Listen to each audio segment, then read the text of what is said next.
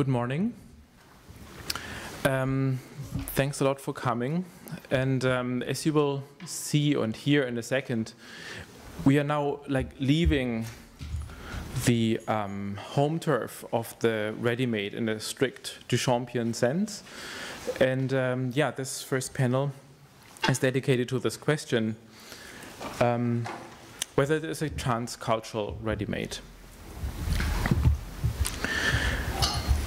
As far as I can tell, the term transcultural ready-made has not been used very much yet, let alone has it been systematically developed. And I'm curious whether this will change anytime soon. One could think that this is not entirely unlikely, as both parts of the term refer to issues which are currently widely discussed. As we could see yesterday, the ready-made, the already produced, the appropriated, triggers a whole set of questions which still, or again, carry a lot of urgency. The same could definitely be said of the transcultural, which is an equally lively field of discussion. Actually, there's a conference on Transcultural happening close by in Berlin as we speak. This situation that the term transcultural ready-made has not been introduced yet, and at the same time refers to two areas of eminent relevance in relation to various discourses, this situation provides us with the possibility or the necessity to use it in a rather explorative sense in order to find out in relation to which questions it might work as an illuminating perspective. An exploration of the term in this sense, by relating it to artistic practices but also to other fields of practice and research, is the framework of this panel. I came up with the slightly melancholic sounding title, "The Object is Never at Home," for two reasons. First, I think there's a certain restlessness of the object, which can be observed in various dimensions, and maybe the rediscussion of the ready-made can also be seen in this light. The object seems to move restlessly through all kinds of discourses, like thing theory, animism, ethnographic collections, but also in the field of the curatorial, and of course in the context of artistic practices. It is a reoccurring research subject in all these fields.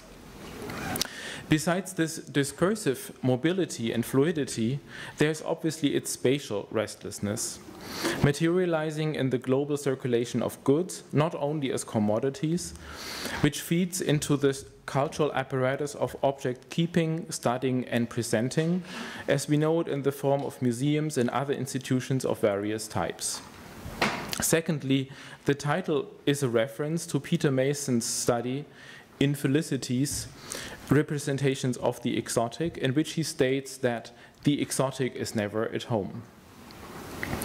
Similar to the ready-made, the exotic doesn't exist as such. It is created by a process of exoticization. This might be applicable to the ready-made, whose status is to a certain extent also the effect of a process of re- and de-contextualization. And of course, there is another connection. The transcultural ready-made might be perceived as exotic, as we will see in a second, as it might fall into this eclectic category of non-locatable phenomena.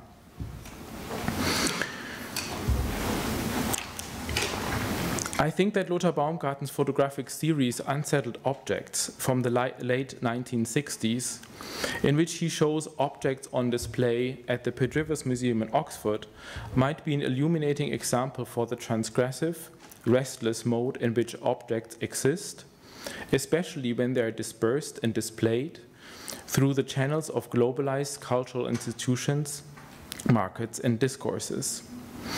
So I would like to spend a short moment looking at some examples of this seminal work by Baumgarten, which shows restless, unsettled objects locked up in vitrines. Margareta will talk about the ethnographic object as an epistemic amputee later, a term which Clémente de Lis uses to describe the character of some of Kader Attia's works, and which might also be a helpful term in relation to Baumgarten's unsettled objects. Just to give you an idea of how it is shown. So it is a very modest, simple piece in its appearance. It's 81 slides in a carousel, and they are looped. What I think is still so remarkable about this work is the analysis of the effects of presenting objects. Of course, it is a specific way of presenting objects which breathes colonialism from every pore, but which is still common in many ethnological museums. So those are some examples of Baumgarten's slides.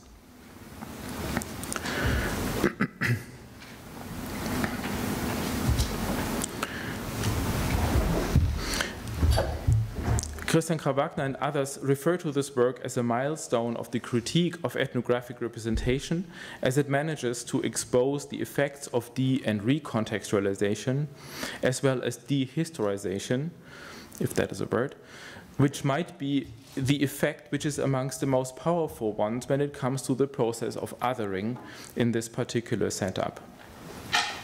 But I would like to steer away from this question for a minute, which has been this question of ethnographic representation critique, which has been written about extensively, and try to approach this series of 81 slides from this hypothetical notion of the transcultural ready-made. I would not claim that what we see here in the vitrines are transcultural ready-mades per se. As we discussed yesterday, and as I just said in relation to the exotic, a process of ready-mading, which is a term coined by Katinka, a process of ready-mading has to happen to make a ready-made. I would rather say that through the photographic presentation of those objects on display, shifts of status are shown which can be related to the question of the ready-made, to the transcultural, and to the process of making a ready-made itself.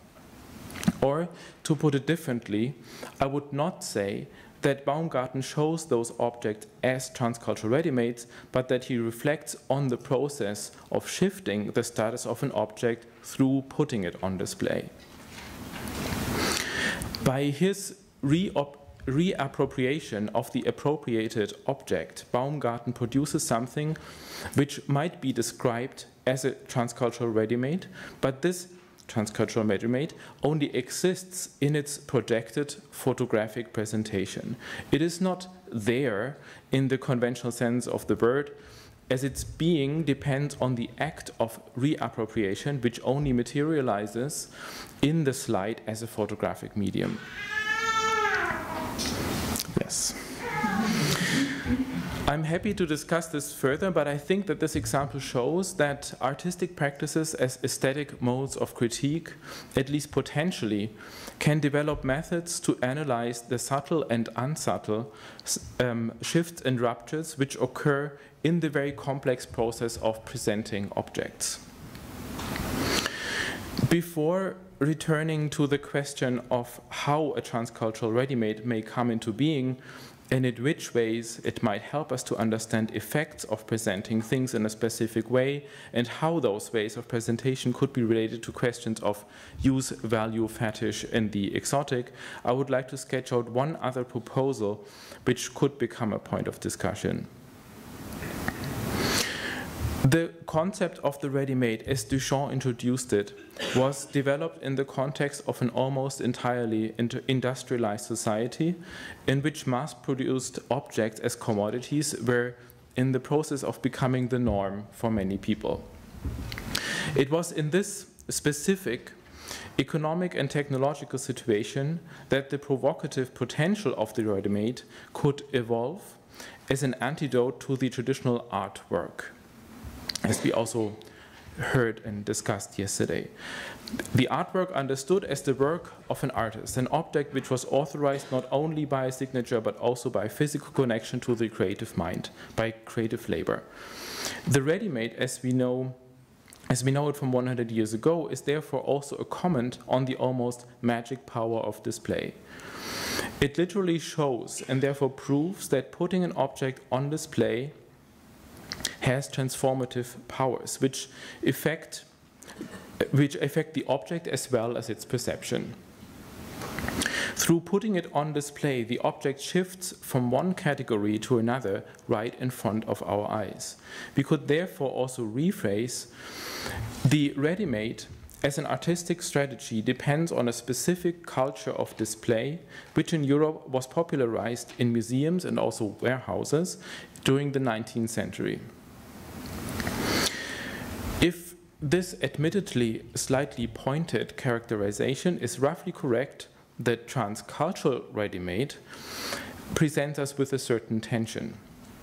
As the concept of the ready-made was conceived against this historically, institutionally, economically, technologically specific background, it may not be possible to de- and recontextualize this concept easily. But I think that this is actually the good news. I would argue that it is exactly this specificity which renders the term ready-made productive, the term transcultural ready-made productive when we introduce it into a so-called transcultural context, be it the context of a transcultural artistic practice or a transcultural institutional practice such as ethnography. By de- and recontextualizing the term ready-made, we can use it to analyze different notions of the object, from different historical periods and different cultural contexts. We can also use it to analyze display situations. For instance, if Kader Attia uses hand-carved masks and figurines in his installations, we might call it an appropriation of the ready-made strategy, but we might also rethink the concept of the ready-made as dependent on machine-made, mass-produced objects, as well as the status shifts which were part of the ready-made gesture 100 years ago.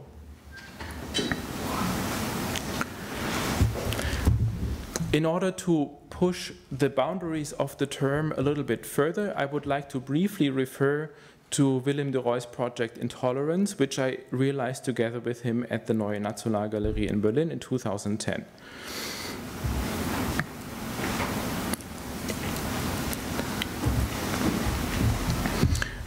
The starting point for this project were paintings.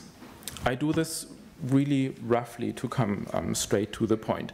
The starting point for this project were paintings by the 17th century Dutch painter Melchior de Hundekoeter and Hawaiian feather objects, mostly from the 19th century.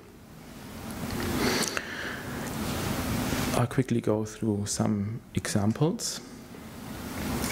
It is only to give you an idea of what these objects are like or were like.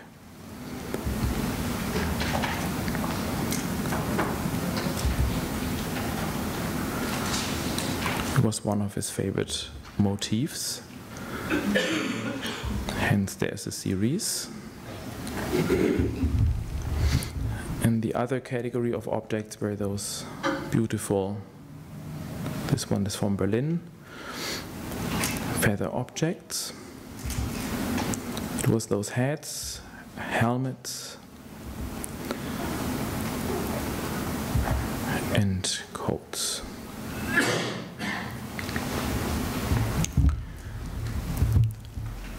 As you can see, those two different kinds of objects were combined in a wall-like installation running across the space. Running across the space of this Mies van der Rohe showcase building. Through the semi-transparent window covers, the surroundings of the museum, the urban situation of Potsdamer Platz was still recognizable. Until preparing this panel, I of course had never thought of this project being related to the question of the transcultural ready-made, but it might actually make sense to reconsider it from this point of view.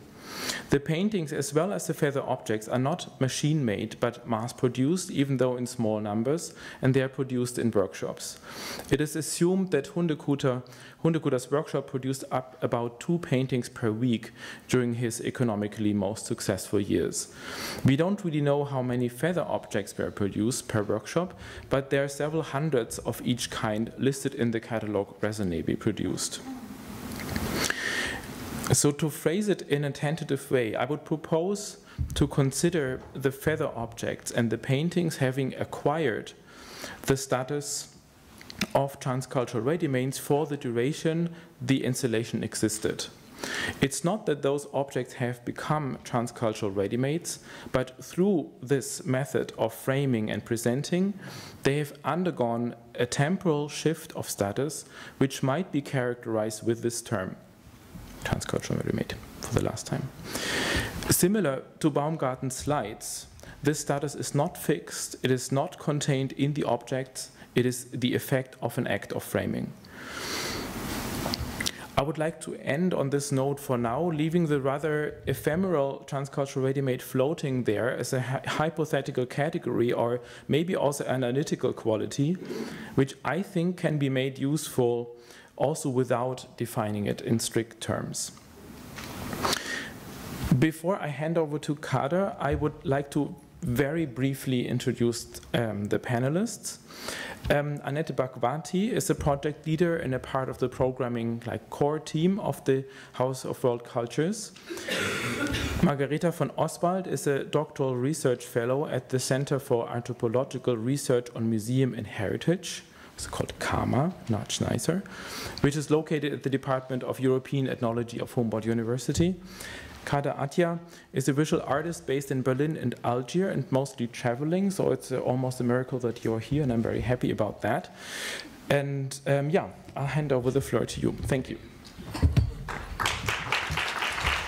Thank you.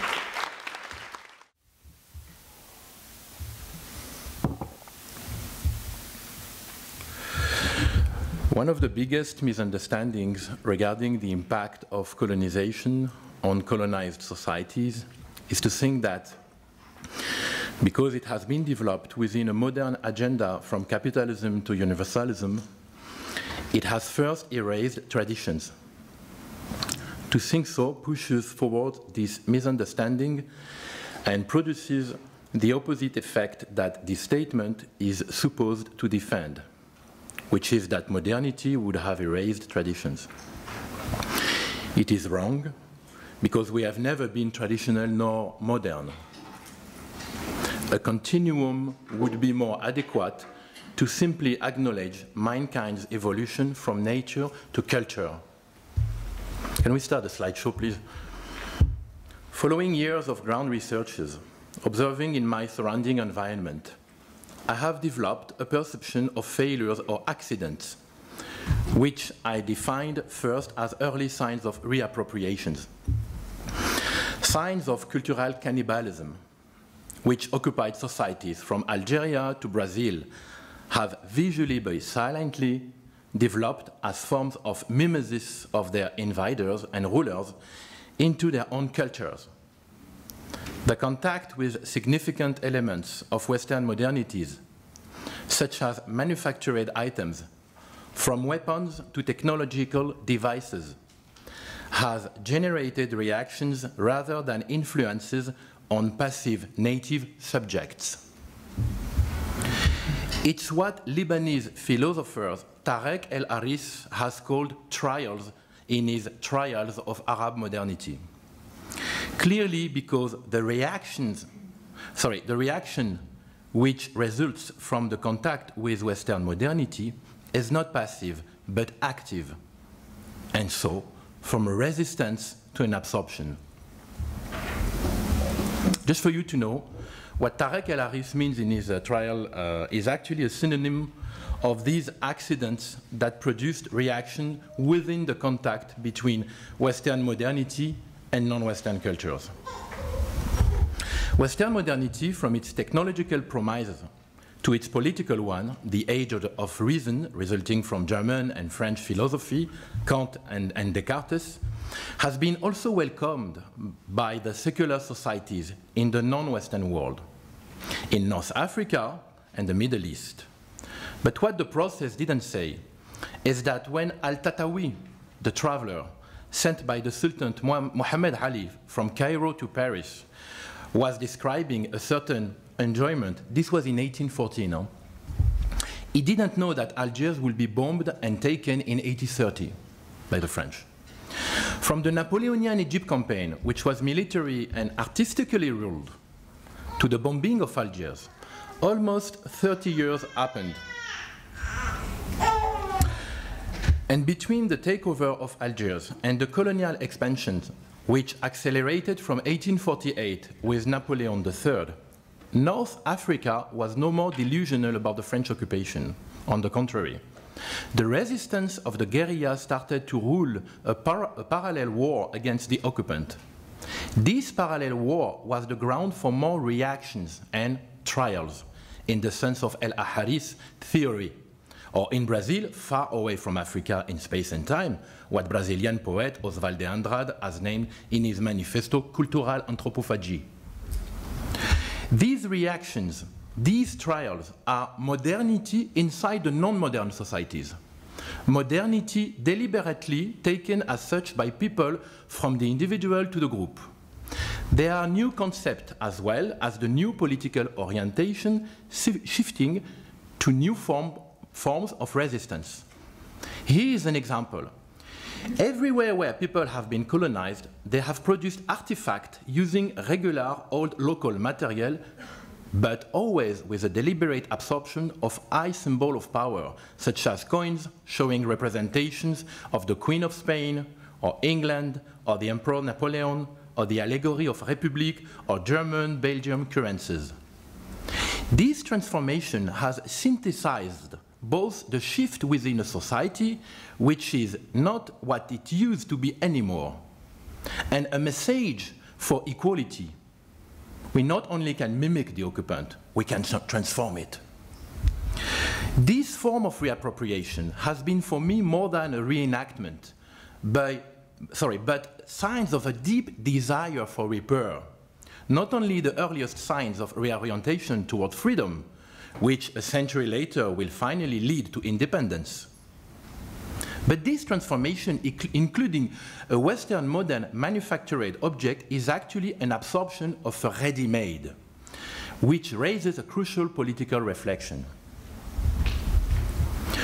The way all repaired objects, especially artifacts from a non-Western colonized societies, do not only result from fixing, but also from a process of reappropriation of an anonymous person's freedom, has left a question about whether this ready-made used in the process of repair is forever an incarnation of such, a ready-made or the contrary.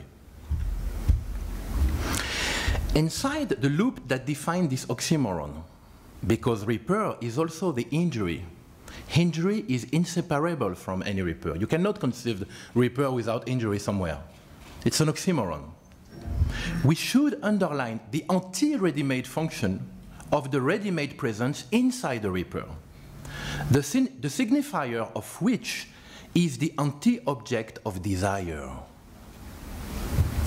In a Lacanian conception, the object of desire that Jacques Lacan has explained has lost forever. Is the main reason why we are the submitted subject of the consuming society.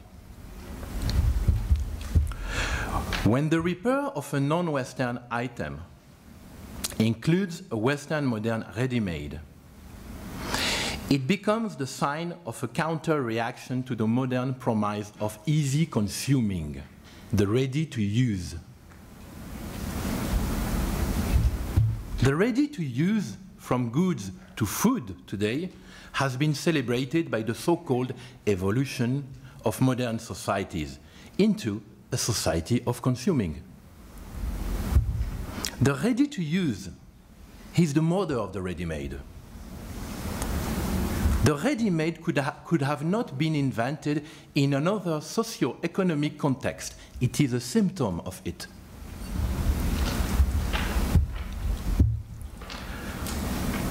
The traditional repair, using a Western ready-made, is a counteract of resistance to the hegemonic narrative of the ready-to-use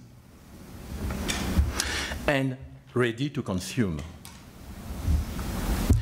This myth of perfection, represented by the standardization of manufactured items, could not have been spread everywhere in colonized society without producing counter-reactions, such as the more or less. ethical economy of the non-modern societies, repairs. Now, following the item that illustrate in this slideshow, repairs have processes of reappropriation, absorptions. As I told you, repair is not only fixing, but the reappropriation of the perspective from which a subject have been withdrawn from, especially in colonial time. You just have to shift this with what was happening in most of the war, but basically in Europe during the First World War, when the soldiers trapped into the trench were waiting the next battle, sometimes for 3 weeks, but knew that they were waiting for death. We're also including in a small object that we called artifact from the trench art, figure, coins, representing the power, representing symbols of power. It is very important to understand this, the need of mirroring what these traditional processes of repair which have existed in colonized context to the European, the Western context.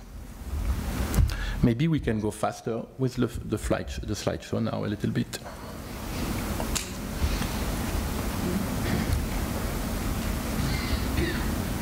A little bit more.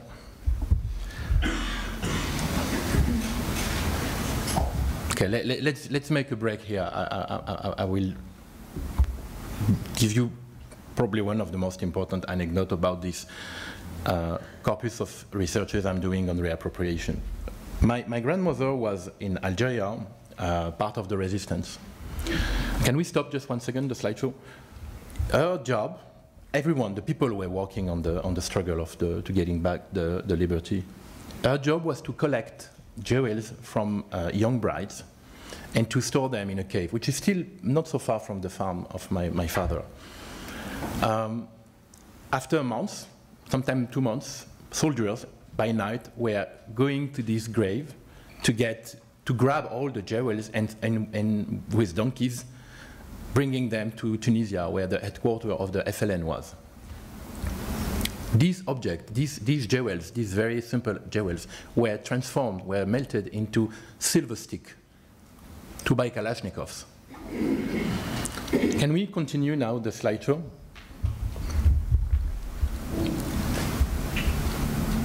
And let's say a little bit faster.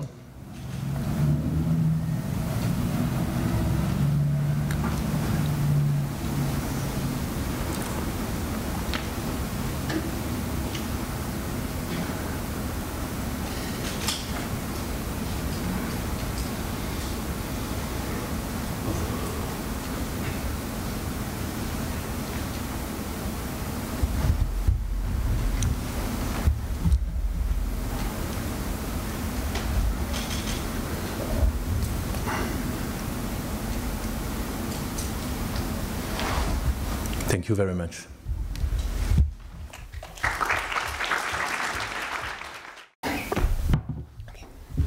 So, good morning. Thank you very much, and thank you very much, Kader, indeed, for this beautiful introduction into your work, which I hope so some of the aspects might actually resonate in how I read your work. It will be a very close reading of one particular work, especially, but in the context of the Readymade Transcultural.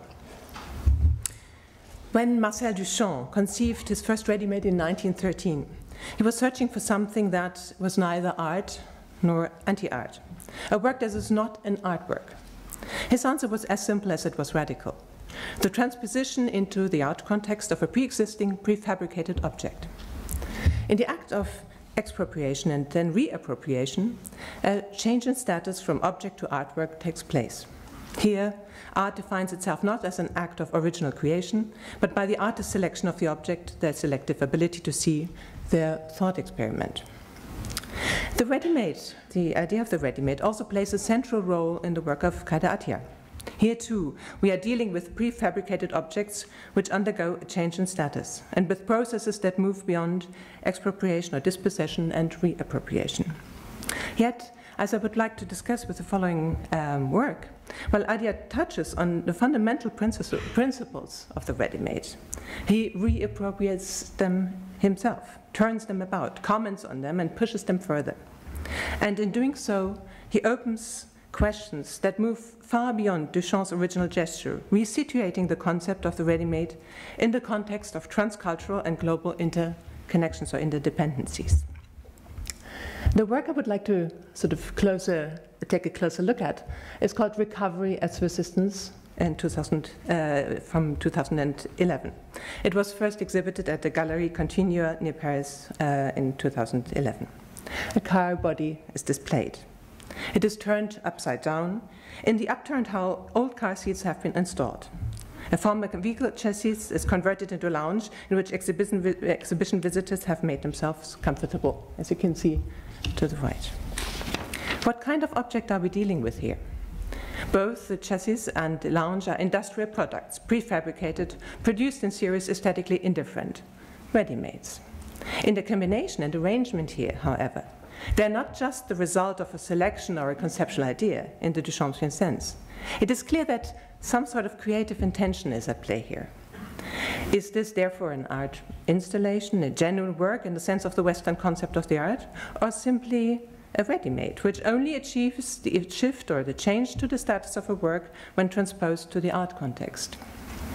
In order to think about or approach this question, it might be helpful to look beyond this context, the context of the gallery. One of the most remarkable features of popular culture in Africa or Asia is the incredible diversity and creativity in which consumer goods are outsourced from the economic circuits of rich industrial states, now flooding the African market, for example, are appropriated, reused, and brought into new contexts. Car tires, as we can see, become armchairs. Cola cans become toys, and vehicle bodies to carriage components, as you can see in this one on the left-hand side. In the Francophone discourse world, this praxis of appropriation is also described as récupération. It's a theoretical, both a theoretical as a daily, everyday context. You might well be familiar with this. It relates not only to the practices of everyday life, but also to artistic practices. It evokes righting a wrong, the récupération, or repossessing expropriated property. But récupération, sort of in addition to reappropriation we were talking about, also has a healing dimension.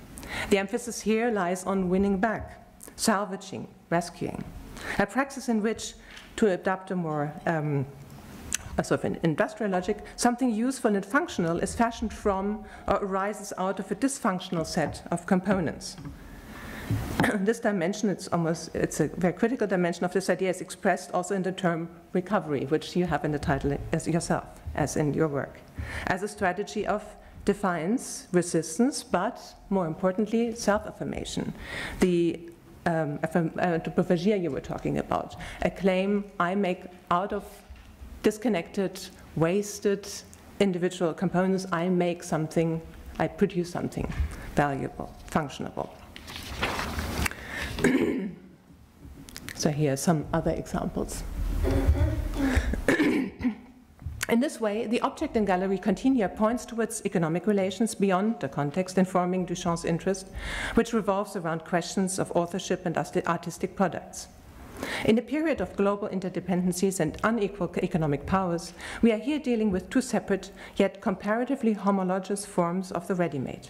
Firstly, as a manufactured, prefabricated product oriented towards the logic of standardized production and commodification, so the car body, the seats, and secondly, the ready-made as a handmade product, nonetheless oriented in its intent and form towards the logic of a manufactured production and commodification, the lounge. So, or here, I think this is quite beautiful here in the chassis. This is the function of, it should transport people. It's thought to be seated. So actually it fulfills every function. It could be, if it was produced by a manufacturer or an industry, it would look differently, but in this way it looks that it is this, it's not a work, but it's a very functional object. Here I think this point, it becomes even clearer, where you have sandals. They are ready, they are reappropriated, remanufactured, but produced in series, mass-produced. But back to the gallery continua and the object. There's still another level of categorical transformation. As with Duchamp, the act of appropriation by the art context leads to a shift in status and in value from item to art object. If we follow the, let's go back to, so we have it in front of us. If we follow the movement through to its endpoint, these reflections on the ready-made in the context of transcultural appropriation come full circle. By displaying this work in a gallery, Kader Attia turns the praxis of appropriation and status shifting in on itself, bringing us back to the context of Western art. A work is formed out of the reappropriated, prefabricated, and functional object. Now, it could be argued that the object's mode of production plays a decisive role here. The object's biography is unclear, at least I didn't ask Kader. So whether it was found by Attia, Kader Attia in its current state and been shipped to the gallery. In that case, it would be more a Duchamp, sort of you picked it, you selected it, and you transposed it, or whether you commissioned it. As far as I know, the car is a Berlin Mercedes, so I'm not sure. That then you could say it's an art installation, but I think that's not the point here at all. The point is that you comment on these various stages of transformation, of reappropriation, transfer, status, change of status in different contexts. Before I come to implications, theoretical implications for the very concept of the ready-made, let me come to a sort of it's not a side note, but another twist in this global circuit of consumer good transfer. How the ready-made principle, so the appropriation and status shifting through recontextualization in art is not only evident in Kader Attia's work by transposing or moving the object into an art gallery, but it can also take another twist in this global traffic in products, in which symbolic as well as material values are negotiated. Here, in the sense, as these examples show, Western consumer society has in recent times discovered recuperated projects or products of recup, for example, in order to transform them into an artwork that at the same time refer to the practice of recycling, but also are sort of presented, and here we come back to Benjamin, as an artwork in itself. So here, for example, there is the Ocean Soul project. They transform, they really have a thriving, pushed or proliferating, driven by Western demand. We transform old sandals into these art objects. They're really art objects. They're displayed in art exhibitions. Similarly, you have, and that's another twist, you have mass-produced sort of, they look different, of course, but sort of the logic, the principle of mass production applies here as well. Mass from recycled objects that are highly in demand in museum shops. You find them everywhere here in all kinds of museums. Here as well, where sort of this recycling and the reappropriation is reappropriated and circulated back again into global consumer goods circulations. Now, key for my discussion, however, of the ready-made transculture and in this context, and coming back to Kader Attia's work, is that in the work of Attia, this entire circular move in its various phases that I've just described, including diverse histories of the objects and their identities, their symbolic and economic appropriations and shifts in value, are all, as in a kind of lenticular image or a kip bit, visible simultaneously and can be simultaneously called up. Chassis and seating, as the starting points, are just as visible when you look at the work as the consumer object, the lounge, and the exhibited work, object, the work, the artwork, made into an artwork, transformed into an artwork by display in the gallery. Each aspect is interlaced with the other in the moment of display, forming interreferential points of contact for viewing and interpretation. In a sense, one could say the exhibit turns into a contact zone, or the object actually turns into a contact zone, or to use a term by Edouard Glissant, a lieu commun, a site where ideas emerge, illuminate, and influence ideas from other places in the world. So really come together, and you can see everything at the same time. Everything is evoked at the same time. I think this is the great strength of works like this. So in contrast to Duchamp's work, Recovery of Resistance focuses not on shifting the object's status per se, but rather on the object's very identity. The shift in status from work to artwork is not the ends, but simply the means of making way for a discursive side, bringing this to the front, bringing this to apprehension, clearing a space in which the object's meaning might be examined and renegotiated, not only in terms of changing status and values, but first and foremost as a critical discursive gesture. Well situated in here in the context of modernity and non-modernity, as you were mentioning. While Duchamp's primarily preoccupied with the thought experiment and less with objects and their histories, Attia's work is significantly more geared towards the specific characteristics of things. This means that the artistic act lies not in the moment of selection in and of itself, but rather in the selective decision for a specific object, a specific site. As Diawara observes, Kader Attia is always after these spaces for the purposes of rediscovering and reappropriating them as art, or to shed light on them as rhizomes and crucial links that have been ignored. In Duchamp's oeuvre, objects are rendered subordinate to a certain extent to his creative spirit.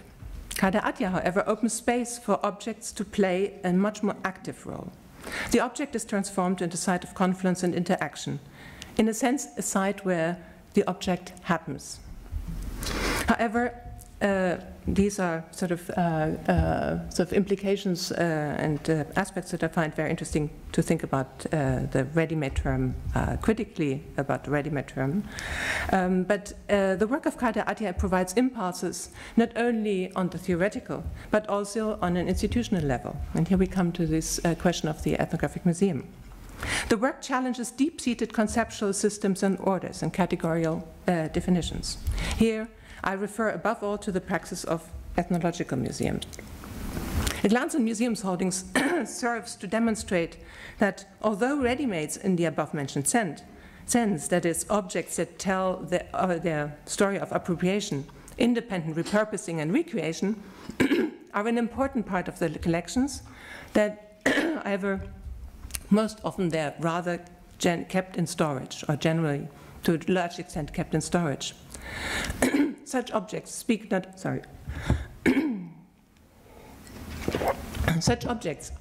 only of the history of contact and exploitation, but also of resistance and self-assertion, very strongly so. The development of an independent modernity, or through the appropriation and repurposing of Western, the claims of Western modernity. For this reason, they also sidestep the Western paradigm of art and authenticity. Not only artistic, the paradigm of the masterwork that is very much strongly in many museums still at play, like the Les Arts Premiers at the Louvre, but also culturally in the sense of pre-contact art, which for a long time, now it's shifting, but for a long time has dominated display conventions at ethnological museums. The above discussions demonstrate just how fruitful making visible and coming to terms with these objects can be. Rather than hiding them away, it would be justified and requested to demand to put them on central display, to open up these discursive fields. Another aspect, and then that's my concluding remark, categories dividing handicraft, art, and prefabricated products must also be rethought in light of Kader Attia's practice, when we take that as a starting point. In this way, and this is not by chance, such depots also include countless objects correlating in every aspect to the principle of mass production. And you have here just the objects, the kind of objects that were really shipped back in huge amounts to the anthropological museums. However, in the Western paradigm of the masterpiece, or the what is artful, what is not artful, you have masterpieces, singular works on display, and those who sort of would put it in the context of a mass-produced, just a tradition, an aesthetic tradition, are rather kept on storage. Even if no machines were used in their manufacture, they can be still seen as mass products, assembled with a specific image tradition for a flourishing internal market, some of them sold as copies to ethnologists or collectors, or duplicated on purpose on commission, by commission for a museum to exchange this duplicate in return for another valuable object. Here too, I think this is most fruitful, sort of, when I think about your work, to think about museum collection and display practices. Thank you.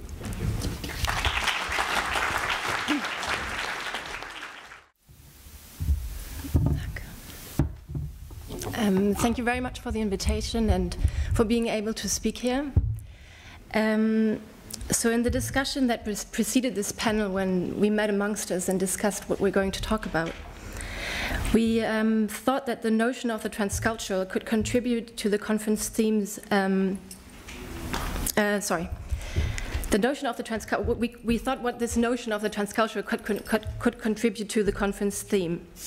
So, as highlighted by Benjamin, the question is not whether or not the transcultural ready-made exists, but rather what the possibility of a transcultural ready-made might help us to think through.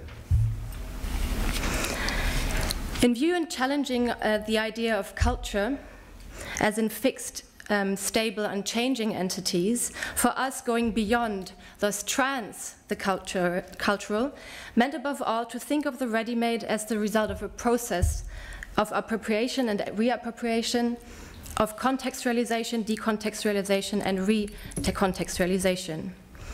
In our discussion, we like to think of this process of elevating and valuing an object of art, of mass production, a serial anonymous product, to an object as art, as a gesture of appropriation, what we already discussed yesterday as well. So this gesture of appropriation was for us in the center of the discussion. I'm an anthropologist working about ethnological collections in museums. So-called ethnological collections include objects that have lived through and often suffered the possibly most violent forms of appropriation, both on symbolic and material dimensions. In my contribution, I will thus examine the potential to think ethnological objects as transcultural ready-mades, not by working through the question systematically, but by taking one particular object biography as an example to establish questions rather than answers. This pair of figures is currently part of the Ethnological Museum Berlin. The figurines originate from the Kom Kingdom in Cameroon's northern grasslands, a former German colony located in West Africa. They were part of the most important royal possessions. Considering this object as transcultural ready-made, questions about authenticity, authorship, and value creation come up. What makes an object replaceable, but also singular and unique, and whose point of view is taken into account? Which role do curatorial and artistic gestures or particular technologies of display take? Which position does power and interpretational sovereignty play within those mechanisms? Kader Attia has himself worked consistently with ethnological collections, especially in link with what he frames as repair, as we could have seen in his presentation, who just preceded this panel, my presentation. In reference to this specific work, Clémentine Delis has described ethnological objects as amputees, as specimens of histories that have been dismembered. The amputee is a metaphor that will guide me through this talk. It includes at least 3 different layers that help me to think through how this pair of figures might resemble or differ from the concept of a ready-made. First, amputees are understood as mutilated, as deformed, as disabled. An amputee is missing parts of his or her body. Limbs have been taken away voluntarily or with force.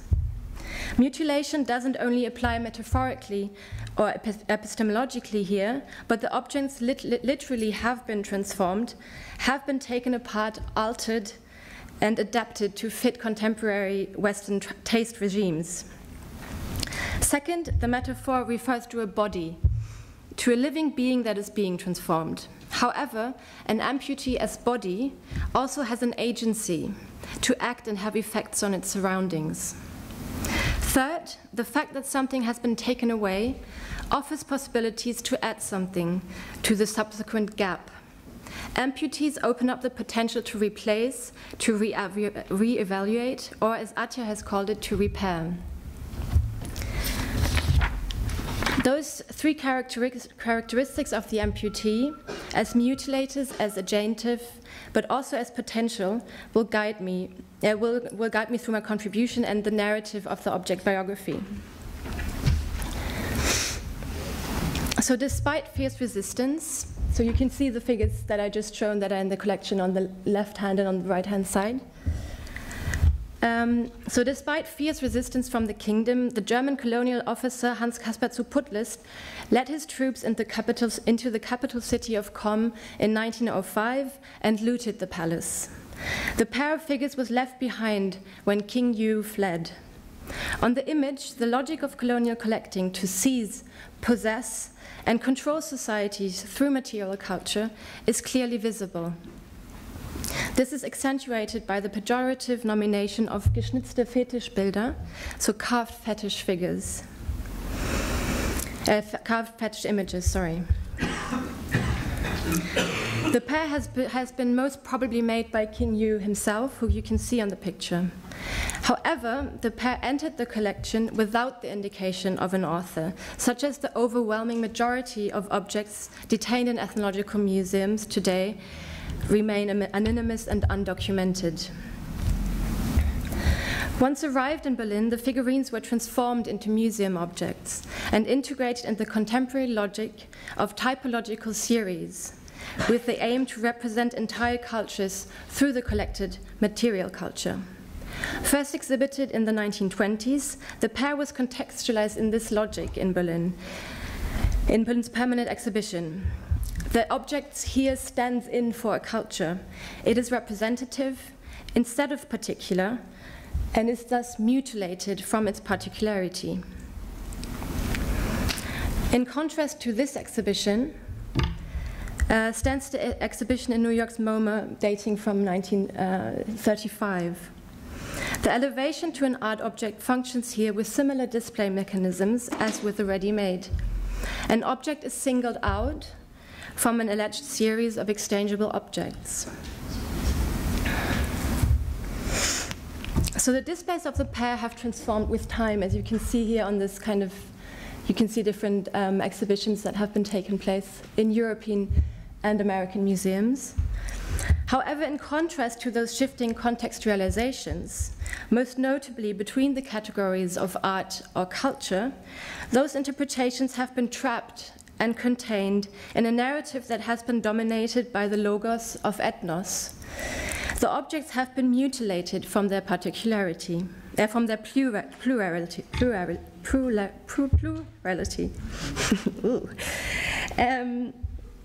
This reductive classification to an ethnic group mirrors what Chimamanda Ngozi Adichie has framed as the danger of the single story, a talk in which she pointed out the problematic underpinnings of simplification, generalization, and repetition. The danger of the dynamic of a single story is the intrinsic hierarchical relationships in which these stories are told. And I quote here, "Power is the ability not just to tell the story of another person, but to make it the definite story of that person. Museums also detain that authoritative power to tell single stories." However, the objects and the people who identify in some way or the other seem to resist against those contained narratives. As we have witnessed in the last 2 decades internationally, but also very locally here in Berlin with the construction of the Humboldt Forum, this narrative is progressively being dismantled. Could we think of this process as a challenge to the ethnological object as fixed, as contained, as ready-made? This is where the amputee's potential as body, as agent emerges. The sheer number of amputated objects, millions of them, stored in European storages, has set free an agency, an urgency for contestation. Places like the Humboldt Forum have transformed into sites of debate in which the collection, the amputees, play the main role. So these are two posters from the No Humboldt 21 group that has published these signs in 2014. So to wind up the object's biography for the time being, the future Humboldt Forum will include those pairs as part of an exhibition about German-Cameroonian colonial relations around 1900. The objects are conceived in the future permanent exhibition. They are conceived differently and used rather as historical documents than as representatives of an imagined culture. The collections are used as potentially vital archives, sources for the negotiation of entangled translocal histories. The amputees thus open up places for new forms of reappropriation to replace those missing limbs. To conclude here with more questions rather than answers, I want to read a quote by Dr. Matthias Alubafi, an art historian specialized in the arts of Cameroon, that my co-curator Verena Rodatus and I asked if he could comment on the absence of those objects in Com in the framework of an exhibition that we curated in 2015 in the Humboldt Lab Dahlem, so in the Ethnological Museum. So I'm going to read his quote. The disappearance of the Com pair of figures attached to stools from the Com kingdom in 1905 caused distress, but the figures were replaced by King Yu and members of his workshop. The replacements, which are referred to derogatorily as copies, are now used for traditional religious rituals in the Com kingdom, ensuring continuity of the Com tradition. Ironically, these so-called copies are not recognized by Western museums, since they believe the original, and by extension authentic Com figures, such as those that are at the Berlin Ethnological Museum, are with them. Similarly, so-called original Com pieces scattered in Western museums are also not recognized as authentic by local communities because they are not in their original setting and were not meant to be displayed in foreign museums. Accordingly, the scramble for the return of Com figures from the West seems to rest on the legality or the means through which German colonial officer Hans Caspar zu Putlitz acquired them, rather than in their authenticity or usefulness in the local context. Authentic Com figures, as understood in Com, are in Com rather than in the West. So reflecting on Alubafi's quote, in relation to the transcultural ready-made, I asked myself whether or not the pair had been a good or a bad example. In contrast to the majority of objects in ethnological museums, the pair that I had picked out had carried a very specific status in the kingdom as part of the royal possessions. Through the colonial appropriation, the pair was objectified as museum object and understood as part of a series. However, the pair was quite quickly singled out and perpetuated as an object that became part of the Western canon of African art. Alubafi contrasted this view and raised questions about the object's singularity, its place and role within Com and Western societies, turning the museum's logic on its head. Without concluding on the question of good or bad example, I suggest to come back to the ready-made as radical gesture that responds to particular needs within a given society. 100 years ago, when Duchamp challenged the art world's functioning with the ready-made, the functioning of the art market, practices of canonizing, elitist structures within the art world, questions of authorship and ownership. And coming back to my example, the current reappropriation of ethnological objects could serve as a means to respond to the urgency of revealing and negotiating so far silenced histories and hierarchies, as well as their reverberance on contemporary society. Adopting the perspective of the transcultural ready-made, how this process can lead to repair and possibly to a healing of the amputated wound depends on who is allowed to speak.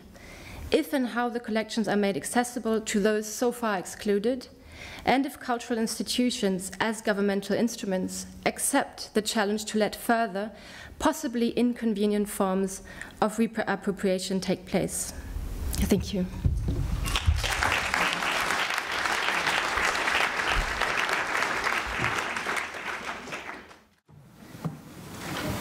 Thank you. Thank you for your contributions.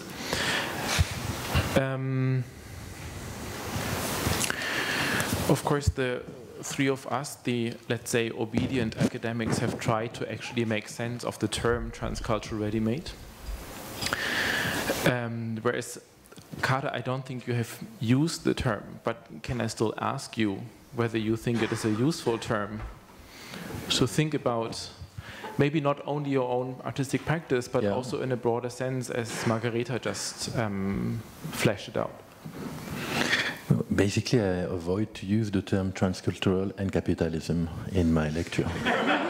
So the idea was to manage to undulate between them. But I'm still working on it because, and in a good sense, because it's very interesting also because I'm in French speaking and thinking, as soon as you talk about trans, it could be also transgenders. And very much, but also trans in the sense of being in trance.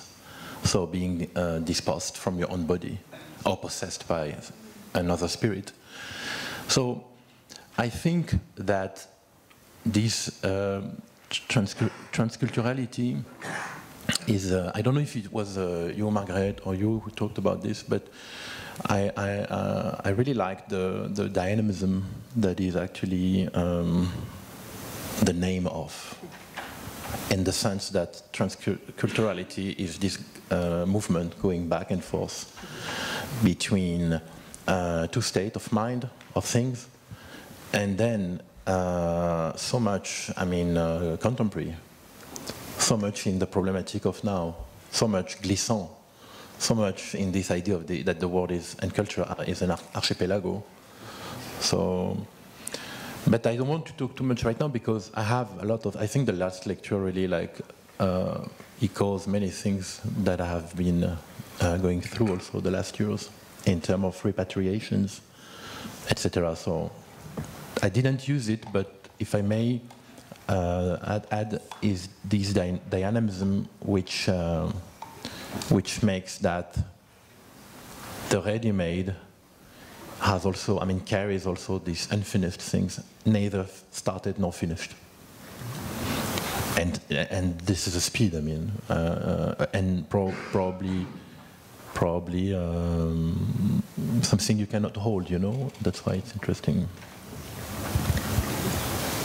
Maybe can I also ask the two of you, and how far you think this is a term that is either something like too clumsy, maybe, also because the two terms, they're usually, I mean, until now they have not been used together so much, or is it something that for you also potentially in the future opens up as perspective on issues that you're working on anyway, which could be made productive? Because I mean, as we discussed before, and as I also tried to point out at the beginning, I think it really doesn't matter whether it exists or not. It's more about whether it raises questions or if it enables us to address issues that we are interested in anyway. And as we also saw, and as you also all kind of more or less explicitly spoke about, it is this act of framing and presenting and so on. It's funny because it seems so simple, but it's still something very complex because something happens which is very difficult to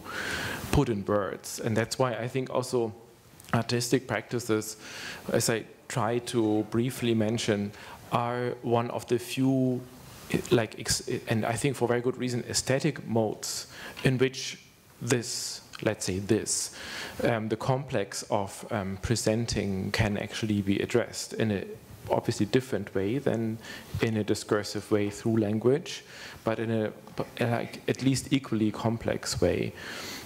I was wondering in how far, as we unfortunately mostly deal with language and how we analyze and also express our ideas, results of analysis, and how far that term is something that could be useful for you also in the future. Well, I think it was, when we were asked to think about the ready-made transcultural, I think it was very useful to get started. But as you said, and as I think it came very obvious in all the talks, it constantly defies the sort of the objecthood, because we constantly talk about appropriation, of shifting, of movement, of this trans, was it said, sort of it's moving back and forth. And so because this term then constantly evades or escapes, because it's not something you can pin down, but things happen in thinking through this, through the ready-made. So I think as a concept of thinking through connections, thinking through constellations, through historical entanglements, I think it's useful, but you conclude with sort of terms or with descriptions or with comments that actually relativize it and actually point to the action, point to the happening, point to the movements.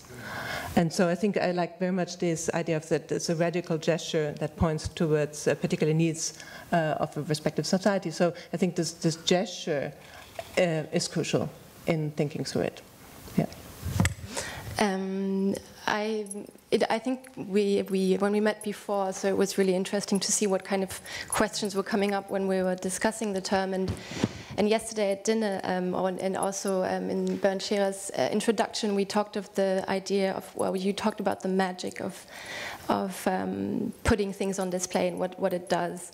And in relation to ethnological objects, what is often said is basically when they're put on display, their magic disappears, it's killed. The object dies in the context of Western museums. So I thought this was an interesting reverse shift, that basically for the ready-made, when you put it on display, or when you put any object on display now, there's still this magic of the display that works, and basically it transforms statues immediately. And it does the same with the ethnological object, but in a way that maybe takes the life out of it.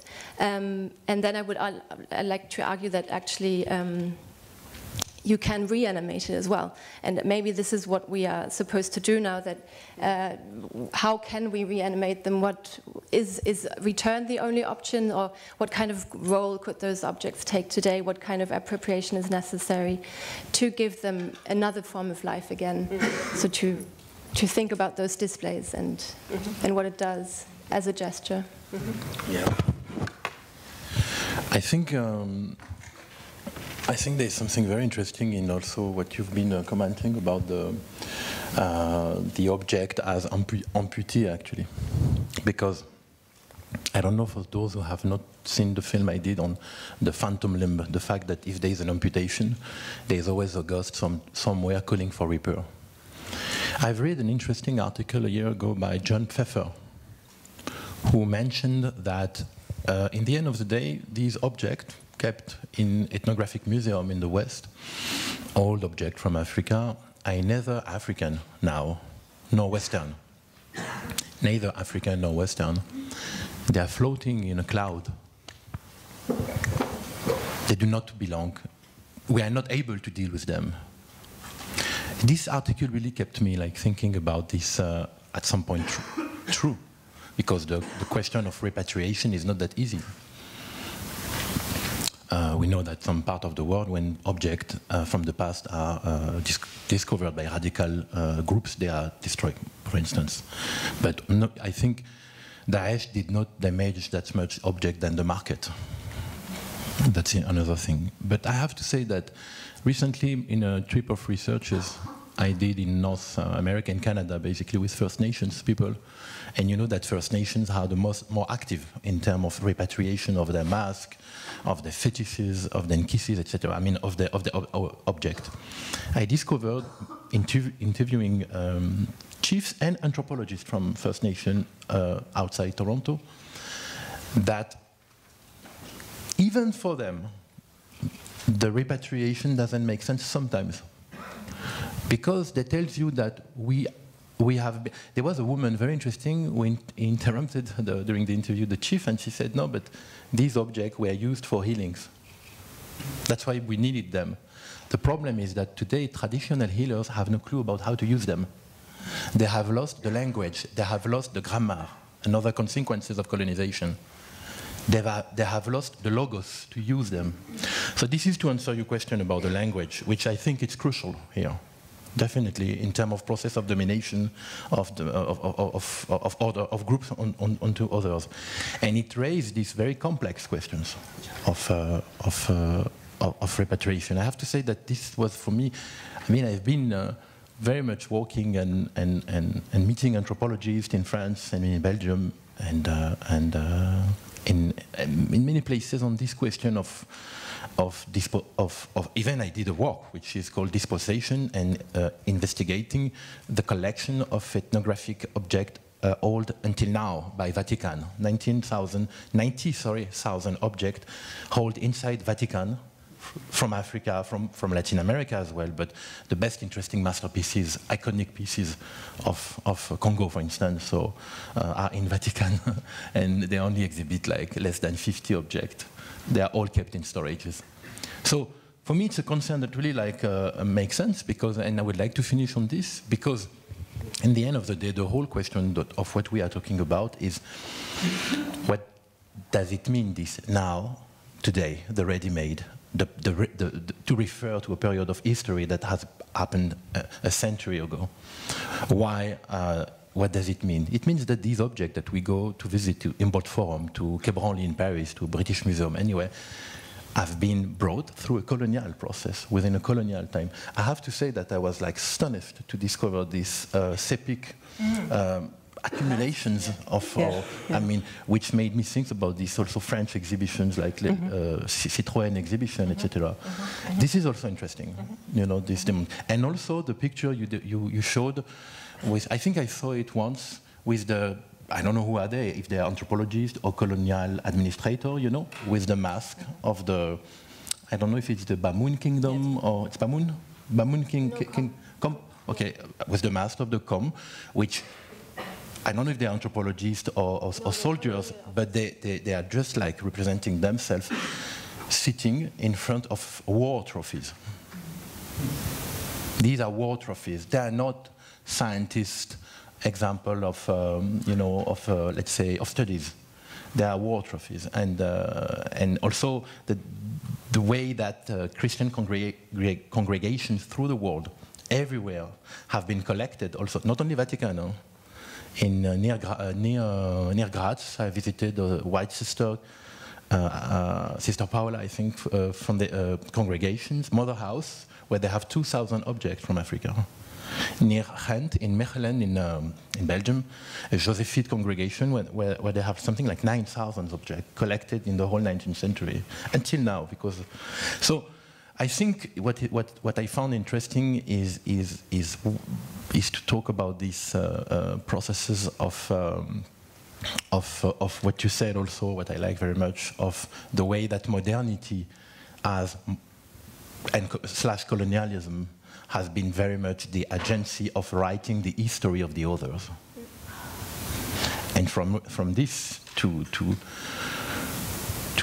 build a process, an intellectual process of withdrawing yourself, of repairing this legacy in which we are living it, is not that easy.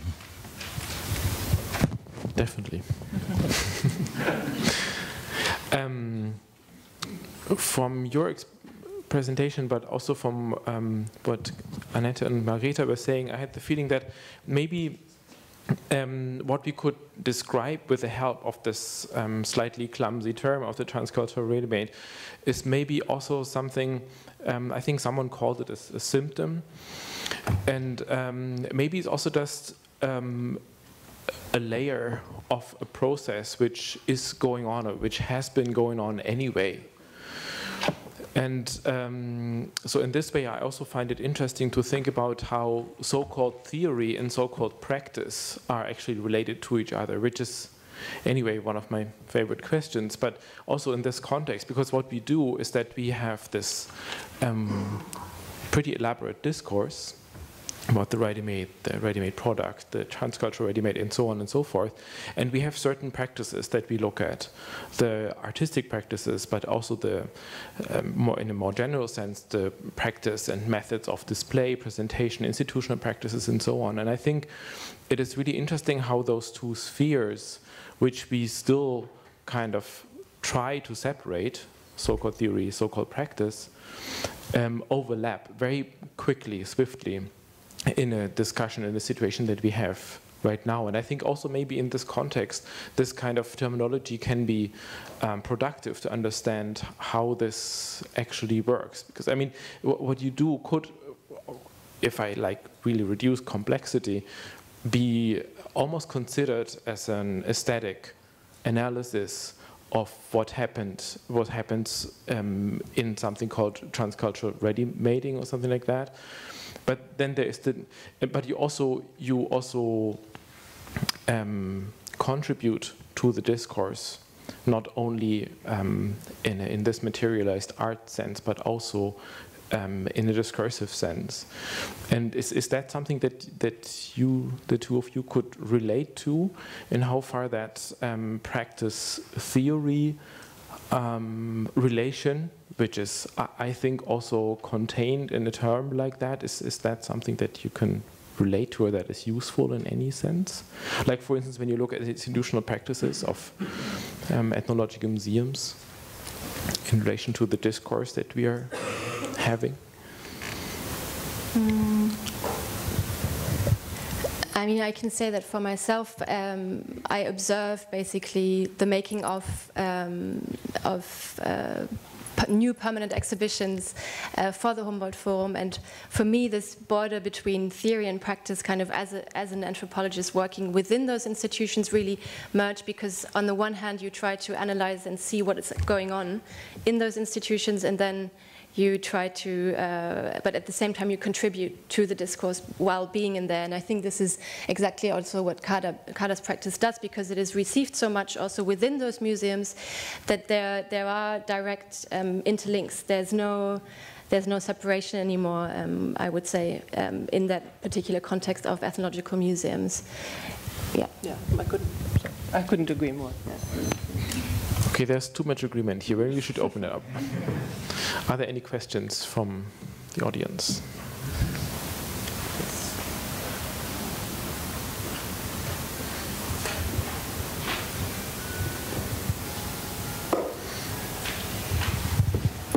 I was struck in relation to the quote that Margareta von Oswald ended with, this issue of who recognizes whose authority to declare the authentic, to declare the copy, because clearly in terms of thinking about the ready-made, we have this kind of interesting situation where we're giving a huge amount of authority to the artist's gesture and artist's declarative statement, but that also that authority depends on, sort of, in a sense, all of us being in on the game, and a kind of consensus operating behind the scenes that recognizes that authority.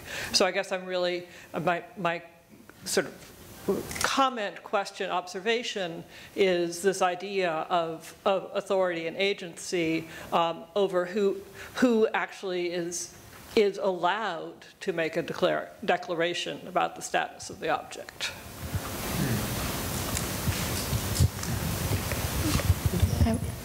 Yeah, I would take it rather as a comment, but I think that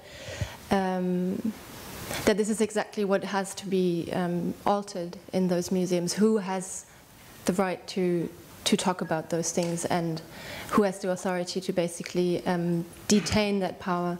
And this is what that was our first attempt to basically do it, to have another point of, just a point of view basically that doesn't have consequences in that case, because even though it is clear and documented that the object has been stolen within this colonial robbery or looting, there are no claims from Cameroon to get it back, and there's no even option that this is going to happen.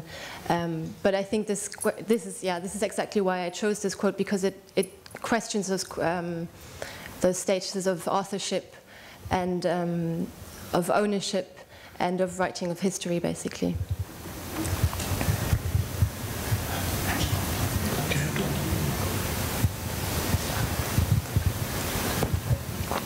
Yes, I wanted to link this very interesting question of the hybridization of original and copy, so to say, which you have presented, or in this wonderful quote you have been reading, to the more specialistic Duchamp discourses we had yesterday, which left a little bit some of the people here maybe as a kind of very specific discussion among the Duchamp guys. And but what Lars presented yesterday is a question of the multiple and the ready-made is in fact very similar to this question, because there are no originals and there are copies made which represent the originals now. Any ready-made you will see in any museum never is an original by Duchamp, you know. And then when it comes to the power who has to decide which object has which status, similar conflicts, in a way, similar but different, may arise. Because of these multiples, there have been made more copies than are on the market now, and now they suddenly appear as a kind of supplementary objects, you know. So are these then legal Duchampian objects or not? And then there is a debate with the estate. So you see, power relation even enters this field where Duchamp tried to escape any kind of power through the process of commodification, musealization, and all these things enter the same field of the Duchampian ready-made, which is in a kind also in a limbo, in a kind of nowhere situation. You can't give it back to anybody, and you can't take it out of the museum anymore. None of these gestures makes sense, you know. And just to link the two discourses of yesterday and today a little. Can I say something about the copy? Because we were talking about Cameroon, and I don't know if you know, but at almost 300 kilometers from Douala in Cameroon, there are a couple of villages where they produce most of the copies you see everywhere in the world. You go to the flea market here, if you see someone selling African Marx copy, like the one which was in your slideshow, I think there was a very beautiful long fang mask. You know, this long beige mask. Oh, that was in the, I think it was in the slideshow. The MoMA, yeah. Okay. This mask actually is a copy of one mask we did like 6 million euro in the Collection Vérité auction sales 10 years ago. It was this iconic fang, and I was very surprised to see the copy here. What I want to say is that I have an interesting anecdote. One day I was with my friend artist Jean-Jacques Lebel, who is also the son of Lebel, who did the first biography of Marcel Duchamp, and collector. And Jean-Jacques' home is like a cabinet of curiosity. There was our friend, Algerian Berber French, the son of the poet Jean Amrouche, Pierre Amrouche, who is one of the biggest experts of African art in the world. He specialized in Gabon. And when he was about to leave the dinner, we were about to leave, he saw a Nkisi on the floor, which was representing illness faces, you know, with the mouth here and the nose. As far as I'm concerned, I've never seen Nkisi representing illness. They always mask. But I never dare to say, Jean-Jacques, this is a weird object. Anyway, Pierre Amrouche says, cet objet n'existe pas. And Jean-Jacques said, why? For you? No, it doesn't exist. And Jean-Jacques said, maybe now, but it will exist in 500 years. And then he started to develop, as an artist, how much he considered that you as an ethnologist, and especially someone who is supposed to be, who is an expert, who delivers expertise of collections and objects, that the fact that an object this was so beautiful. The fact that in the end of the day, these ethnological objects are expansion of our bodies. They are the continuation of our bodies. When you go to visit an exhibition of objects, you look at masks, you look at Nkisi, there is a physical continuation I mean, even spiritual one and intellectual one, these objects are expansions of the body. To go back to this notion of amputee also, which is interesting, because communities who have been dispossessed from their object, they feel this amputation. And as an artist who's also collecting things, not as a collector, basically Jean-Jacques, like he has been also educated by André Breton, was and still is crazy about flea market. All his objects and collection have been found in Puce of the north of Paris, Clignancourt, most of them. And I found this cet objet n'existe pas from an expert and the answer of an artist very interesting, again, in the sense that there's no rule actually. There's no rule. There is this sort of, I think, certainty that as soon as you look at an object, it becomes an expansion of your body, of your social body, if you prefer, or you get part of this social body, of this corpus that is from which this social, this this object belongs to. So why this body expansion is for me very important? Because most of the time, when an expertise on a mask is made, especially in dealers, is if the mask has danced or not. If the mask has not danced, it has no, let's say, interest in the tribal market. But of course, this doesn't make sense because there are masks which have been like sometimes dancing one time or not at all, but became fetish as well, have been celebrated as fetish. So this is what I wanted to add about. And then just to finish with these copy issues, I asked the question once in Senegal to guys who were sculpting masks, telling them, you are doing copies for tourists. And they said, no, but you guys from the West, you think that copy is the reproduction of something by, which is similar. But us here, because we are not machine, we do not standardize the reproduction of the fake mask. So if you look at 20 masks made by a copyist of the same kind of, they do not look the same.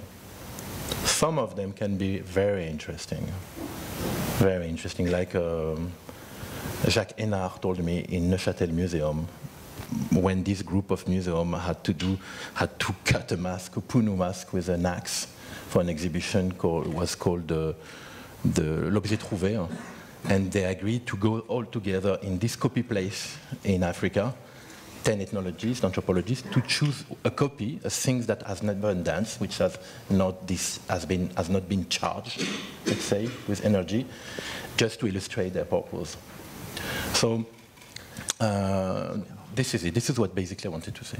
Thank you for listening. I have one question, one comment and one question. First of all, because we're speaking about this in the context of Marcel Duchamp, I just wanted to make a point, as we've been discussing non-Western art practices for some time on this panel. And it's astounding to see that when you visit the Kochi Museums Biennial, when you look at contemporary Turkish artists, for many of them, contemporary art practice I'm talking about also in Africa, Marcel Duchamp is somewhat of a patron saint because he is conceived as having gone up against the Western canon. And that is something that many artists feel very much in line with. So I thought that was an interesting thing when it comes to contemporary artistic practices, some of the countries that you've talked about. The other thing is this, you speak about the transcultural. This month's issue of Frieze magazine is an entire issue devoted to the question of appropriation, a term that you have also used on the panel. And it's about cultural appropriation. And it's about who's allowed to speak. And if we look at Dana Schütz, for example, at the Whitney Biennial, if we look at the discussion about Sam Durand, for example, if you look at the social media shitstorm that when all hell broke loose, when PETA was against two works that are being shown currently, are not shown anymore at the Guggenheim Museum. What I'm saying is that the flip side of all of that is also a call for censorship for many of your institutions, of how to deal with these things. And I was wondering, especially with Margareta von Oswald, when you're showing a slide of a 1935 MoMA exhibition, and you put an asterisk where a name should go. Why are you, Susan Sontag said the worst form of censorship is self-censorship.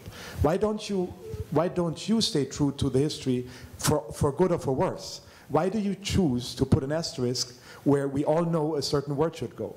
That is what I would like to know. Thank you. I had a discussion about this with my colleagues, and actually I didn't want to spell out the word, because we do know what it means, but we don't have to repeat it because it does harm to other people.